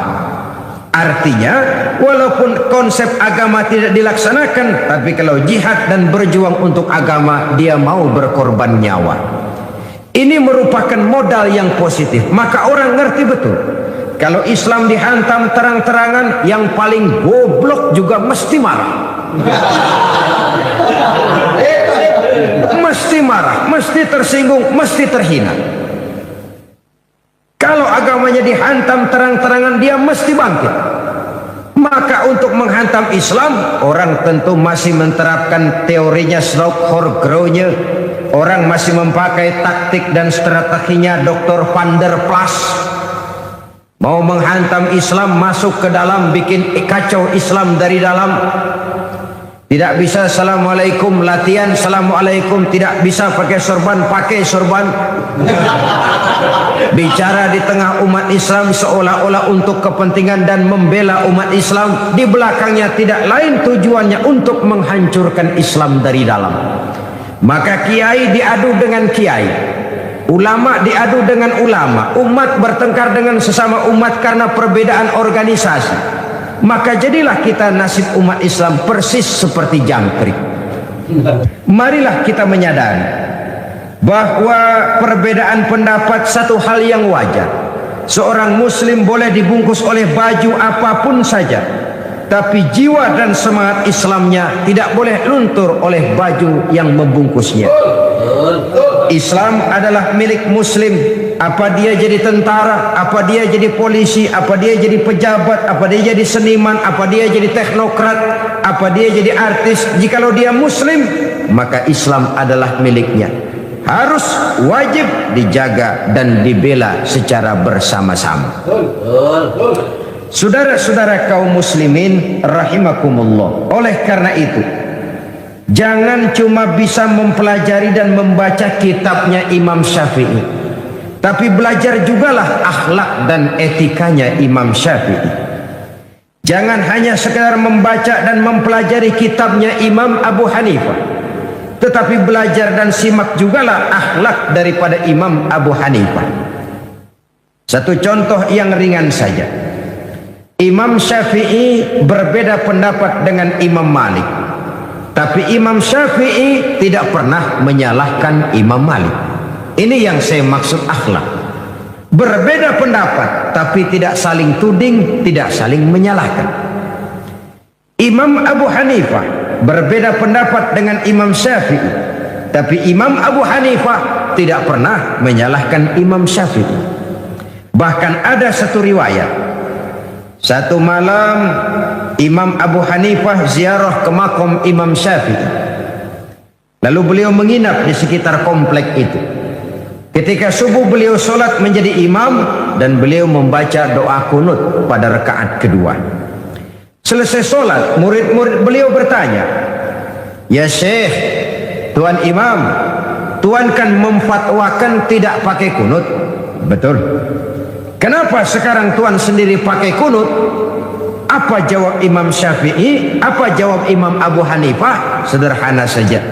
Ihtiraman li Syafi'i. Saya menghormati pendapatnya, saya menghormati fatwanya daripada Imam Syafi'i ini. Berbeda pendapat tapi saling menghormati. Berbeda pendapat tapi tidak saling menyalahkan. Ini yang hilang sekarang. Kita baru beda pendapat sedikit aja kayaknya udah lakum dinukum. Maka perbedaan pendapat tidak lagi jadi rahmat, malah sering jadi bala. Dalam kehidupan sehari-hari kita sering lihat di desa-desa terpencil ini terangkat ke permukaan. Yang satu usoli, yang satu enggak, pisah RW. Yang satu Jumatan azan sekali, yang satu 2 kali bikin masjid di samping masjid. Satu kunut, satu tidak, main asah bendok. Kalau hal seperti ini berkelanjutan, kita akan tertarung di kaki teman sendiri, menggunting dalam lipatan, menjegal kawan seiring, dan kita sendiri yang akan menderita kerugian. Oleh karena itu, pada pertemuan kali ini, marilah kita bina kerukunan antar umat seagama. Baju boleh berbeda, bendera boleh beraneka warna, kaos dan jaket boleh juga tidak sama. Tapi jikalau merasa muslim, jangan perbedaannya yang kita perbesar, tapi persamaannya yang kita cari. Hanyalah jikalau kita rukun, kompak, guyup dan bersatu, saya yakin kita akan bisa berbuat lebih banyak, baik untuk kepentingan agama, bangsa dan negara yang sama-sama kita cintai ini. Tapi jikalau kita berpecah belah, centang perenang, satu ke barat, satu ke timur, lain ke utara, satu lagi ke selatan, tidak ada persamaan persepsi, maka kita akan tertarung di kaki teman sendiri. Kita juga yang akan jadi lemah akibatnya. Saudara-saudara kaum muslimin rahimakumullah. Oleh karena itu, kerukunan antar umat seagama merupakan hal yang wajib kita laksanakan, agar dengan itu kita menjadi satu umat yang kuat untuk sanggup menjawab segala tantangan-tantangan dan problema-problema yang timbul, untuk meningkatkan harkat dan martabat kehidupan umat beragama. Bahwa kita punya keyakinan Islam tinggi, tidak ada yang lebih tinggi lagi daripada Islam, itu benar. Yang salah kalau itu sekadar kita jadikan apologi, sekadar untuk teriak-teriak membanggakan diri tanpa kita mau melihat apa yang kenyataan di dalam kehidupan kita sebagai umat. Kita bangga berteriak al-Islam ya'lu wa la yu'la alaih. Islam itu tinggi dan tidak ada yang lebih tinggi lagi daripada Islam. Kalau soal Islamnya jelas, tapi kalau sudah bicara soal umatnya, kita ini kayak orang main layangan. Layangannya tinggi kelik di mana-mana, yang mainin tetap aja di bawah. Padahal kita tidak ingin bernasib seperti orang main layang-layang. Layang-layangnya tinggi mengapung, sedangkan yang main layang-layang tidak pernah kemana-mana. Kita ingin seperti orang naik membuat pesawat, lalu ikut naik pesawat, terbang bersama pesawat itu. Kalau Islam memang agama yang tinggi, maka kita Muslim juga harus menjadi umat yang tinggi. Tinggi pendidikannya, tinggi ekonominya, tinggi kesadaran beragamanya, berbangsa dan bernegaranya, tinggi nilai etikanya, tinggi semangat jihadnya, dan begitulah selanjutnya. Bukan sekedar apologi dengan menyanyi-nyanyikan Islam sebagai agama yang tinggi, sementara kita berada di bawah. Untuk itu kita memerlukan kebersamaan, dan kebersamaan hanya akan muncul dengan kesadaran bahwa setiap kita merupakan bagian dari yang lain. Saudara yang jadi seniman, berjuanglah untuk Islam lewat karya seninya. Saudara yang pejabat, pergunakanlah jabatan itu untuk kepentingan agamanya, Islamnya, sebagaimana pejabat lain dari agama lain juga berbuat untuk kepentingan agamanya. Jangan kadang-kadang kalau sudah mau pensiun baru jihad.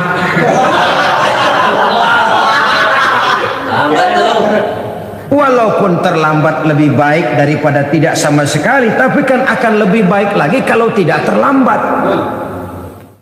Justru kalau mau berbuat untuk kepentingan agama, jangan nunggu sampai pensiun. Ini yang sering terjadi. Kalau sudah pensiun, tanda tangan udah kagak laku, memo udah nggak dihargain, pengaruh sudah nggak ada, baru mau jihad. Ngomongnya hebat, segala macamnya hebat. Kemarin kemana?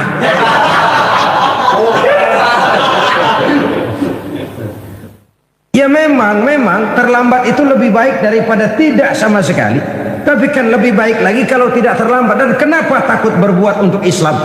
Karena orang lain, pejabat lain pun dari agama lain berbuat untuk kepentingan agamanya. Sama-sama berbuat. Yang artis berjuanglah untuk Islam lewat kemampuannya. Yang teknokrat berjuanglah untuk Islam dengan teknologinya. Dan begitulah selanjutnya. Jikalau setiap kita berpikir bagaimana kita menghidupkan nilai-nilai Islam ini, saya yakin dengan kebersamaan, maka nilai-nilai Islam akan lebih berkibar dan berkobar di bumi pertiwi yang kita cintai ini. Saudara-saudara kaum muslimin rahimakumullah, mari kita bina dan kita tingkatkan kerukunan antar umat seagama. Perbedaan pendapat jangan menyebabkan kita saling bergontokan, tapi saling menghormati, saling menghargai. Ketegangan-ketegangan yang ada jangan kita tambahkan lagi. Bahkan persamaannya lah yang harus kita cari, dan bukan perbedaannya yang kita besar-besarkan. Mari kembali kepada kesadaran Islam telah mengikat kita dengan tali akidah. Wa'tasimu bihablillahi jami'an wa la tafarraqu. Berpegang teguhlah kamu kepada tali Allah, kepada Islam ini, kepada Al-Quran ini, dan jangan kamu berpecah belah, jangan kamu bercerai-berai. Quran tidak melarang kita berbeda pendapat, hadis tidak melarang kita berbeda pendapat. Baik Quran maupun hadis sama-sama melarang kita berpecah belah. Di dalam satu hadis Nabi memberikan peringatan tegas sekali. Isnani la yanzurullahu ilaihima yaumal qiyamah. Ada dua golongan manusia yang di hari kiamat nanti tidak akan dipandang oleh Allah Subhanahu wa taala. Dua macam manusia di akhirat nanti didiemin aja, nggak diaru-aruin, dipanteng, nggak diendain. Bukan main, saudara-saudara. Jangankan di akhirat, di dunia ini aja ya, kalau kita didiemin aja sama orang tua kita, bingung. Didiemin aja sama mertua, bingung. Bingung. Ini orang tua maunya apa, Bu? Ya kalau salah ditegur, kalau perlu diadili, diadili. Ini nggak didiemin aja, bingung. Apalagi itu di dunia, apalagi di akhirat. Sedangkan di akhirat nanti kan orang kan tumben ke akhirat kan. Belum pernah ada sebelumnya yang ke sana. Sudah ke akhirat baru pertama kali. Untuk seterusnya sampai sana nggak ada yang ngaruin, didiemin aja. Ya Allah, alangkah malangnya. Siapa mereka itu? Pertama kata Nabi, orang yang didiamkan saja oleh Allah itu qati'ur rahim, orang yang suka memutuskan silaturahmi, orang yang suka marah-marahan. Sakit palanya kalau nggak marahan sama orang.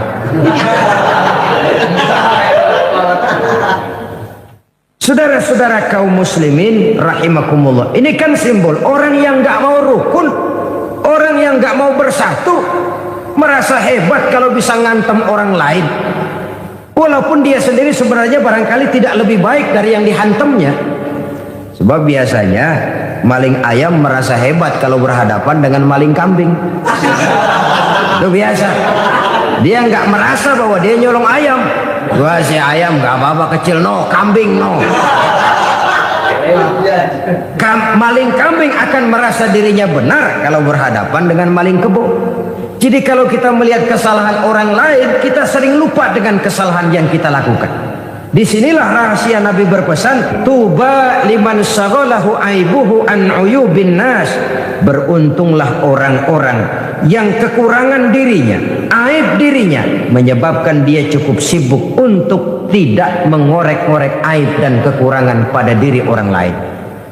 Beruntung orang yang aib dirinya, kekurangan dirinya, menyebabkan dia sibuk sampai tidak sempat mencari-cari kekurangan pada diri orang lain. Tapi celaka benar orang yang terlalu sibuk mencari dan mengorek aib dan kekurangan orang lain sampai dia lupa kepada aib dan kekurangan dirinya sendiri. Jadi manusia pertama yang nanti tidak akan diopeni oleh Allah, orang yang suka memutuskan silaturahmi. Kadang-kadang kalau sudah marah pakai grup-grupan, grup-grupan ngebon, ngundang ngajak orang lain, marahan yuk, marahan. Ini marahan pakai ngajak orang. Yang kedua, jarusu, tetangga yang jahat dengan tetangganya. Saudara, tidak ada kemenangan tanpa kekuatan. Tidak ada kekuatan tanpa kesatuan. Tidak ada kesatuan tanpa silaturahmi. Sebab itu konsep silaturahmi dalam Islam merupakan bagian pokok daripada ajaran agama Islam. Hanya dengan silaturahmi kita akan bersatu. Hanya dengan persatuan akan timbul kekuatan, dan hanya dengan kekuatan kita bisa meraih kemenangan. Tanpa kekuatan, kemenangan sebuah mimpi. Tanpa kesatuan, kekuatan tidak akan pernah lahir. Dan tanpa silaturahmi, kesatuan tidak akan pernah terwujud. Yang kedua, kerukunan antar umat beragama. Kita memaklumi bahwa kita bangsa Indonesia adalah satu bangsa yang sangat majmuk. Ribuan pulau, segala macam warna kulit, suku bangsa dan bahasa merupakan cerminan dari wajah Republik Indonesia ini. Pancasila sebagai dasar dan falsafah negara sesungguhnya dapat menjadi bumi yang subur bagi tumbuh dan berkembangnya setiap agama yang sah dan diakui di Republik Indonesia ini. Islam sesuai dengan namanya berarti damai, aman dan tentram. Sejarah menjelaskan kepada kita, belum pernah Islam ini dikembangkan dengan ujung pedang. Belum pernah Islam ini dikembangkan dengan kekuatan materi. Selamanya Islam berkembang dengan nilai-nilai moral dan al-akhlakul karimah. Kalaupun pernah terjadi perang dalam Islam, maka perang itu sendiri sesungguhnya bukan untuk memaksakan keyakinan, karena keyakinan sungguh tidak bisa dipaksakan. Perang yang timbul dalam Islam sesungguhnya tidak lebih daripada upaya untuk menjaga dan mempertahankan keyakinan dari hinaan, cemoohan, dan dari tekanan-tekanan yang muncul pada ketika itu.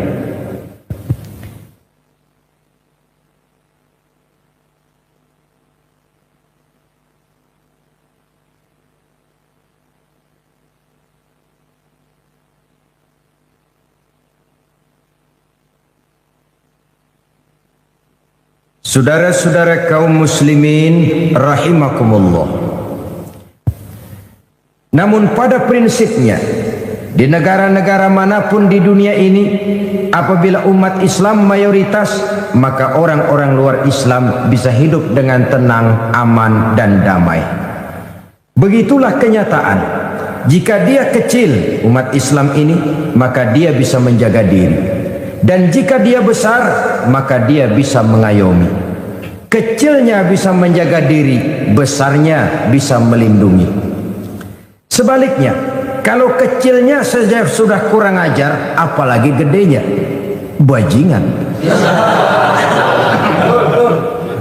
Lah orang kalau kecil saja belagu-lagu, apalagi udah gedenya, kan logika begitu. Masih kecil udah berani kurang ajar, apalagi gedenya yang kereng itu. Itu logika mengajarkan begitu. Dimanapun saja umat Islam itu, kalau dia berjumlah sedikit, dia bisa jaga diri. Tapi kalau dia berjumlah besar, dia bisa melindungi.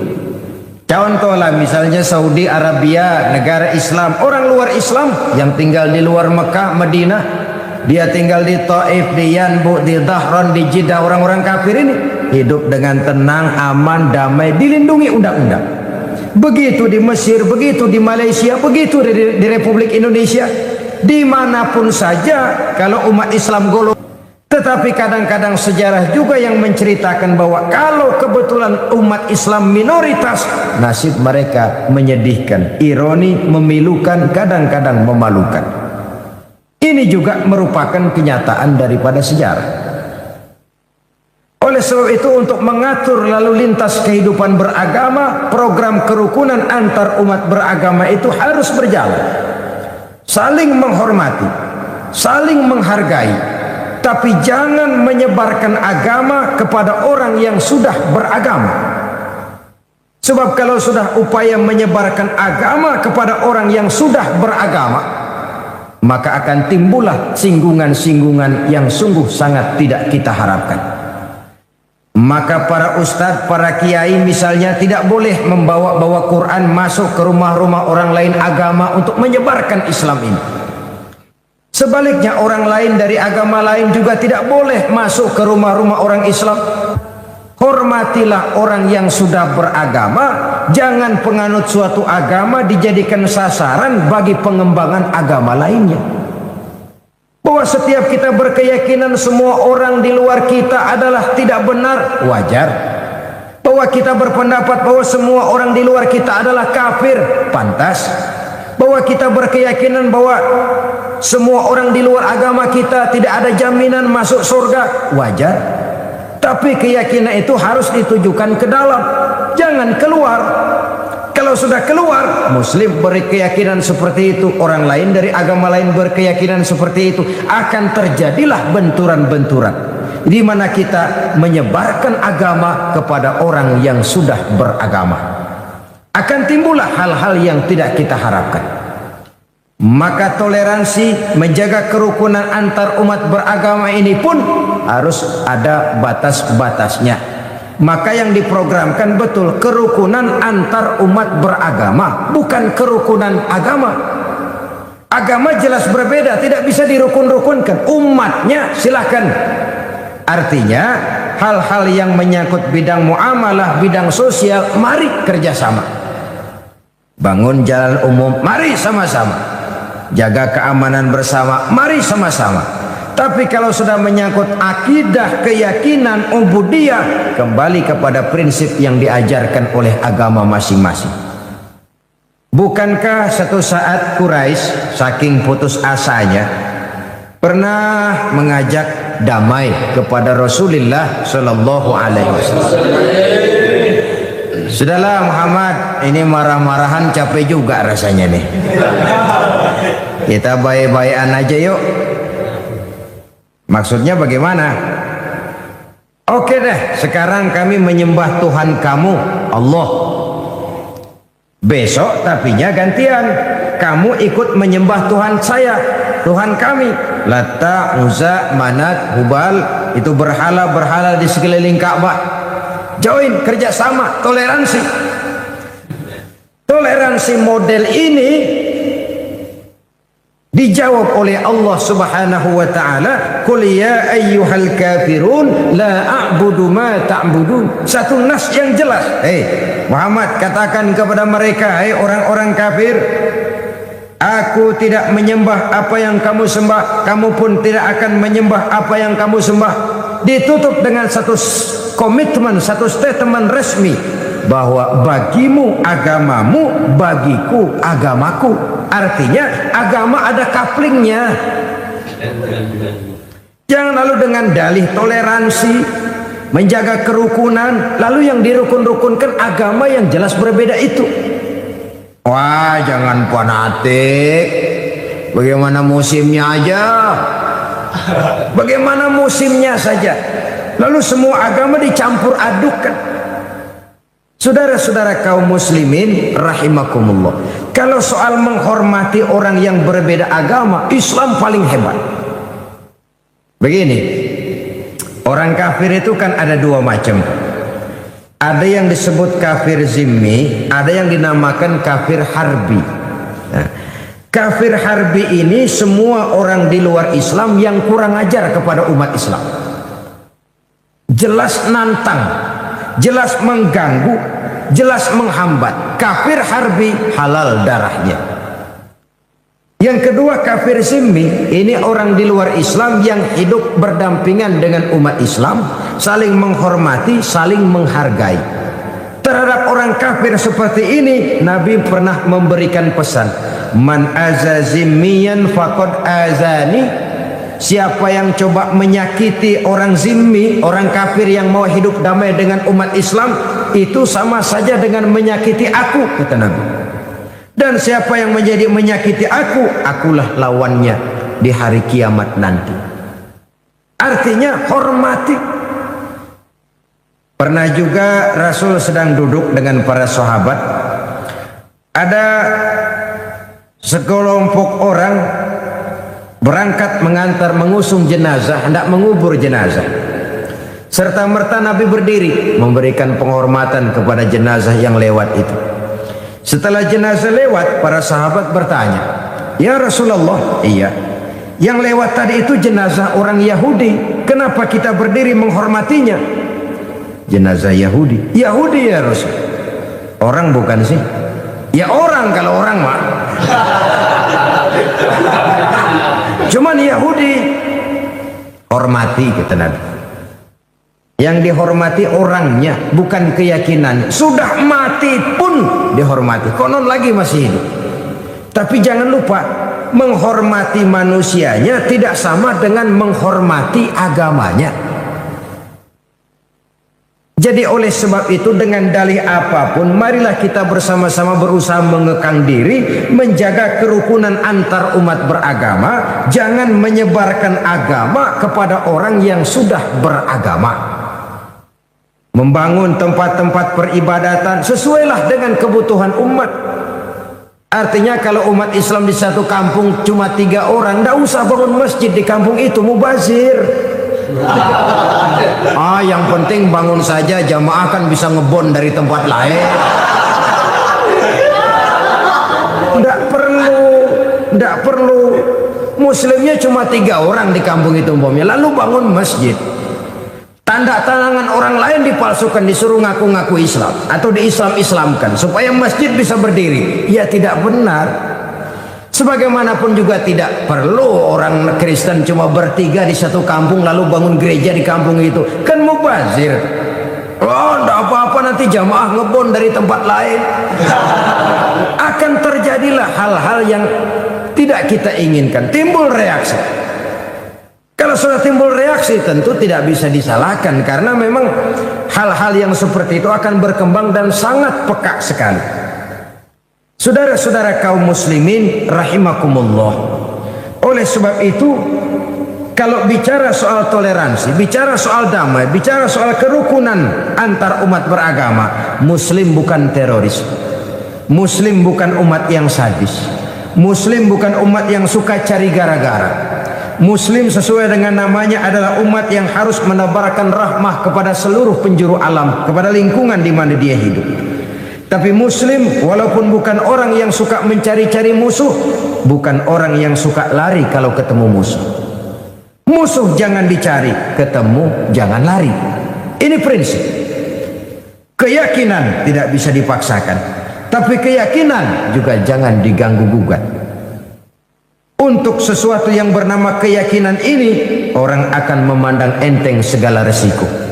Kalau ia disinggung orang, jangankan cuma sekedar harta, waktu, tenaga, pikiran, bahkan nyawa satu-satunya yang paling berharga itu pun menjadi murah kalau untuk satu keyakinan. Dan ini bukan cuma milik muslim, milik keyakinan setiap penganut suatu agama. Rela mati, rela korban nyawa, jiwa untuk kepentingan agamanya. Sehingga kalau terjadi singgungan-singgungan, maka akan timbul keresahan sosial yang dampaknya akan sangat berbahaya.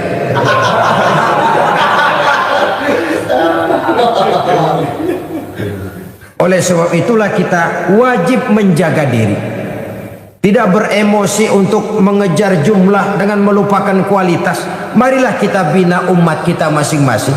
Marilah kita bina ke dalam. Marilah kita menjaga gawang masing-masing. Jangan melakukan serangan ke daerah orang lain, walaupun dengan cara yang paling halus. Menolong yang menolong orang, silakan. Membantu petani miskin dengan memberikan supermi, beras, pakaian, obat-obatan, beasiswa, silakan. Dari segi sosial itu baik. Tapi kalau itu cuma sekedar dalih, kalau cuma sekedar alat untuk menyampaikan agama kepada orang yang justru sudah beragama, itu kamuflase yang sungguh sangat berbahaya. Dan saya yakin, satu agama yang ditegakkan dengan bujukan-bujukan materi, maka di negara-negara yang tingkat ekonominya tinggi, penduduknya makmur, biasanya agama kayak begitu kagak laku itu. Bisa gulung tikar, makin makmur negara, makin tinggi ekonomi rakyat, makin bangkrut itu agama. Pada tingkat di mana kemakmuran rakyat sudah semakin tinggi, itu agama rasanya bakal gulung tikar. Agama adalah soal keyakinan. Keyakinan itu soal kebenaran, dan kebenaran tentu milik bersama. Kita wajib menjaga kerukunan antar umat beragama dengan menjaga dan menghormati perasaan orang yang sudah beragama. Jangan menyebarkan agama sekali lagi kepada orang-orang yang sudah beragama. Jadi dengan demikian Islam memberikan satu gambaran yang jelas sekali. Mari saling menghormati, mari saling menghargai, mari menjaga kerukunan antar umat beragama. Kita bangsa Indonesia hanya bisa membangun adalah apabila negara kita ini aman. Negara kita ini aman apabila kita berada dalam satu kondisi yang saling menghargai, menghormati, dan menjaga kerukunan antar umat beragama. Saudara-saudara kaum muslimin rahimakumullah. Yang ketiga, kerukunan antar umat beragama dengan pemerintah. Kita semua sama-sama maklum kepada satu peringatan dari junjungan kita baginda Nabi besar Muhammad sallallahu alaihi wasallam, beliau bersabda, adalah dua golongan manusia. Apabila keduanya bisa bekerja sama dengan baik, nikmatlah rakyat. Tapi apabila keduanya tidak bisa bekerja sama dengan baik, maka kiamatlah umat. Keduanya adalah ulama dan umaro. Ulama dan umaro harus bekerja sama. Dan bekerja sama artinya bukan saling memperalat. Ulama bukan alat daripada umaro. Keduanya bekerja sama, keduanya sama membangun, hanya bidang pembangunannya saja yang berbeda-beda. Umaro biasanya lebih cenderung membangun lingkungan hidup manusia.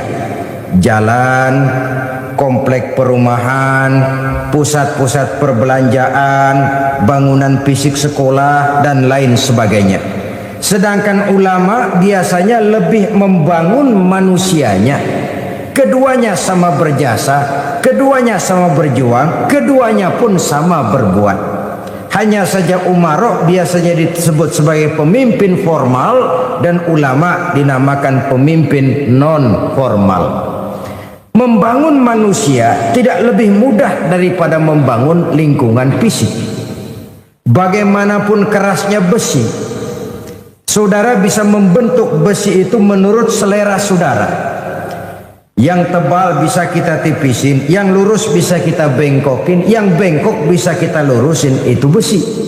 Bagaimanapun kerasnya sepotong besi, dia akan tunduk kepada selera si pembuatnya. Tapi namanya manusia, makhluk punya kemauan dan kemampuan, punya perasaan dan pemikiran. Membangun manusia lebih sulit daripada membangun jembatan. Membentuk mental manusia lebih sulit daripada membentuk besi. Namanya saja manusia, punya perasaan, punya pikiran, punya kemauan, juga punya kemampuan. Oleh karena itulah maka keduanya harus bisa bekerja sama.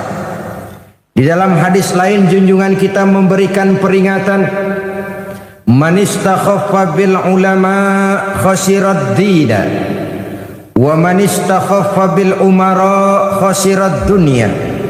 Siapa yang menganggap remeh, siapa yang mengentengkan, siapa yang mencemoohkan para ulama, maka dia akan rugi agama.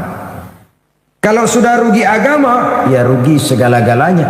Sebab kalau orang sudah jauh dari nilai-nilai agama, artinya dia buta nilai. Kalau dia sudah buta nilai, dia terjebak kepada menghalalkan segala cara untuk mencapai satu tujuan. Sebaliknya, wa man istakhaffa bil umara khasirad dunya. Barang siapa yang meremehkan, menganggap enteng, mencemoohkan umara, dia akan rugi dunia. Kita manusia disebut zon politiken, makhluk sosial yang hidup bermasyarakat. Tidak seorang pun di antara kita yang mampu memenuhi kebutuhan hidupnya sendiri. Kita perlu orang lain. Kehidupan bermasyarakat mengarah dan mendorong kepada timbulnya kehidupan berbangsa dan bernegara.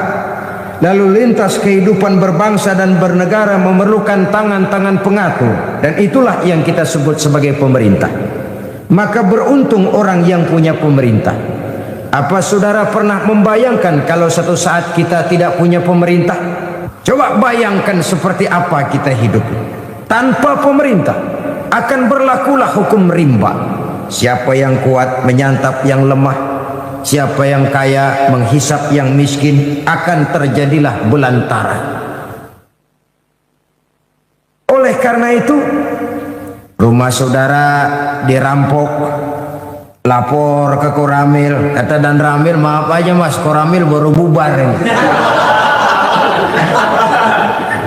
Hak asasi saudara diinjak-injak, ngadu ke pengadilan, pengadilan bubar. Terjadilah hukum rimba. Wong masih ada pemerintah saja yang kuat sering menekan yang lemah. Apalagi kalau tidak ada pemerintah. Pemerintah masih ada, ngejedong. Masih ada. Yang kuat sudah suka nekan yang lemah. Apalagi kalau tidak ada pemerintah. Saudara-saudara kaum muslimin rahimakumullah, karena itu umat Islam umat yang loyal, bukan umat yang teroris, bukan umat yang sadis. Kita hanya anti kepada kebatilan, maksiat, munkarat, ketidakadilan, kesewenang-wenangan, perbuatan-perbuatan yang merugikan rakyat. Kita tidak pernah memerangi person. Kita hanya memerangi sistem yang tidak benar, dimanapun adanya, siapapun pelaksananya. Kalau antar umat beragama dengan pemerintah sudah tidak ada kerukunan, apa yang bisa dilaksanakan? Pemerintah tanpa didukung oleh umat beragama mau jadi apa? Walaupun Indonesia ini bukan negara agama, tapi Indonesia adalah negaranya umat yang beragama. Dan kita sudah kadung ikrar bahwa komunis tidak punya hak hidup di Indonesia. Walaupun bukan negara agama, tapi jelas negaranya orang yang beragama. Tanpa dukungan dari umat beragama, maka pemerintah tidak akan bisa berbuat banyak. Oleh karena itulah kita merasa bahwa yang dinamakan nilai-nilai keadilan, kalau kita punya anak 3, bukan berarti semuanya 100. Itu yang dinamakan adil, belum tentu. Karena yang umurnya lebih besar tentu tingkat kebutuhannya lebih banyak. Wajar kalau dia 500. Anak nomor 2 tingkat kebutuhannya lebih sedikit. Wajar kalau dia 250. Anak nomor 3 yang paling kecil kebutuhannya cuma es bonbon sama permen. Gocap. Gocap dah 50 juga anteng. Oh tidak, lalu kita harus berkata, oh saya orang tua yang adil, semua anak 100. Bukan itu keadilan. Sebab umur si anak ini berbeda. Begitu juga kondisi kehidupan umat beragama di Republik Indonesia. Umat Islam ini mayoritas. Ini anak paling gede nih. Ini anak paling gede. Masa ukuran kebutuhannya sama dengan anak yang paling kecil? Bukan itu keadilan. Kita saja berhadapan dengan anak-anak kita, umurnya berapa? 17 tahun lah, sedang balik-baliknya nih. Ini ongkosnya banyak kan nih. Yang kedua umur 10 tahun, udah mulai terbuka mata. Yang ketiga umur 5 tahun, anteng pakai es bonbon itu. Jadi bukan berarti 100 sama semua, tidak. Saudara-saudara kaum muslimin rahimakumullah, kita tidak menuntut perlakuan yang berlebihan, tidak. Kita hanya berkata ingin menikmati keadilan itu. Sehingga partisipasi yang timbul, lalu partisipasi yang ikhlas. Bukan partisipasi semu yang dipaksakan dari luar. Bukan partisipasi yang berbungkus keterpaksaan, yang membungkus keterpaksaan yang ada dalam jiwa dan diri. Hanyalah jikalau umat beragama mendukung pemerintahnya, maka saya yakin kita tahu tahun 64, 65, 66 ketika PKI berontak, siapa sih front terdepan menyelamatkan Pancasila ini? Siapa sih front terdepan menjaga Republik ini? Umat Islam bersama-sama dengan ABRI. Siapa sih yang menuntut pertama kali agar PKI dan komunis itu dibubarkan? Umat Islam dengan para mahasiswanya. Pada saat negara ini dalam bahaya, pada saat Pancasila ini dalam bahaya, berulang kali umat Islam memperlihatkan loyalitasnya. Ya kepada Republik ini, ya kepada Pancasila ini.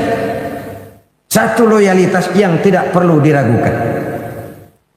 Jadi oleh karena itu, apabila dukungan diberikan oleh umat beragama kepada umaroknya, kepada pemerintahnya, maka saya yakin semua program yang baik, yang bermanfaat bagi kepentingan bangsa dan negara akan terwujud dengan baik. Dan partisipasi itu akan tumbuh apabila umarok memperlakukan umat ini dengan adil. Dengan adil itu ya seperti itu tadi. Ini anak gedean nih, ongkosnya gedean dikit dah. Ini yang nomor 2 sekian, iya sekian. Jangan adil lalu semuanya rata dah, cepet. 100. Yang paling kecil tentu senang toh. Hore 100, girang bukan main. Tapi yang paling gede kebutuhannya banyak, 100 mau belanja apa ini? Kan begitu toh pada akhirnya. Oleh karena itu mudah-mudahan apabila umara pemerintah memperhatikan aspirasi umat beragama, insya Allah akan timbul partisipasi aktif untuk mendukung pemerintah, sehingga akan terwujudlah kerukunan yang kita harapkan antar umat seagama, antar umat beragama, dan antar umat beragama dengan pemerintah. Inilah saja yang kita bicarakan pada pertemuan kita kali ini. Terima kasih banyak atas segala perhatian. Mohon maaf atas segala kekurangan. Usikum wa nafsi bitaqwallah. Wassalamualaikum warahmatullahi wabarakatuh.